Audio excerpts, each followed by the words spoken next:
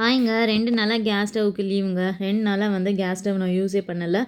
சிலிண்டர்லேருந்து case காலியாயிருச்சு. நான் நேத்து morning வந்து 6:00 வந்து சிலிண்டர் காலியாயிருச்சு. ஸோ, அப்ப நான் ஆர்டர் போட்டேன். எப்பவுமே அந்த அந்த டேட்லயே வந்துருவாங்க சிலிண்டர் எடுத்துட்டு. ஸோ, அவங்க நேத்திக்கு வரல. ஸோ, இன்னைக்கு அவங்க 4:30க்கு தான் வீட்டுக்கு வந்தாங்க. ஸோ, எக்ஸ்பெக்ட் பண்ணிட்டே இருந்தோம் எப்போ வருவாங்கன்னு. அவங்க வரவே இல்ல. ஸோ, நம்மக்கிட்ட இருந்தது வந்து எலக்ட்ரிக் குக்கர் இருந்தது. அம்மா குடுத்தது. ஸோ, 10 இயர்ஸ் ஆச்சு. இன்னுமே ஒர்க் ஆச்சு. ஸோ, அதிலேயே நம்ம பால் காய்ச்சி குடித்தோம், தண்ணி சூடு பண்ணி குடித்தோம், பாஸ்தா 2 வேளை வந்து பாஸ்தா, நைட்டு வந்து இட்லி வெளியே வாங்கி சாப்பிட்டோம். ஸோ நல்லா ஒர்க் ஆச்சு. இது நல்லதா கெட்டதான்னு எனக்கு தெரில. ஸோ நல்லா இருந்துச்சு, டேஸ்ட்டாக இருந்துச்சு. எந்த டிஃப்ரென்ஸ் எதுவும் தெரியல. ஸோ அர்ஜென்ட்டுக்கு நீங்கள் என்ன பண்ணுவீங்க? ஊரில் இருந்தோம்னா நம்ம வந்து விறகு வச்சு நம்ம வந்து குக் பண்ணி சாப்பிட்ருந்துருக்கலாம். ஸோ இங்கே வந்து விறகெல்லாம் வைக்க முடியாது.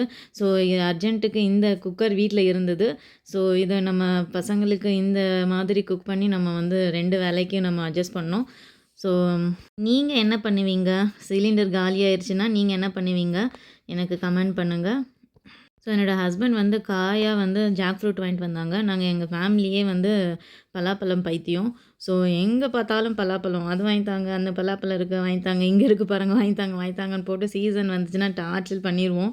ஸோ நாங்கள் கேட்குறதுக்கு முன்னாடியே அவங்க வாங்கிட்டு வந்துட்டாங்க இந்த வருஷம். ஃபஸ்ட்டு பலாப்பழம்.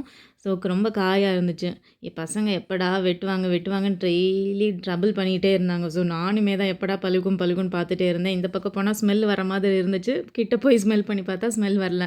ஸோ எப்படா கட் பண்ணுவாங்கன்னு நாங்கள் வெயிட் பண்ணிகிட்டு இருந்தோம். ஸோ கட் பண்ணி முடித்த உடனே அப்போவே காலிங்க எல்லாமே.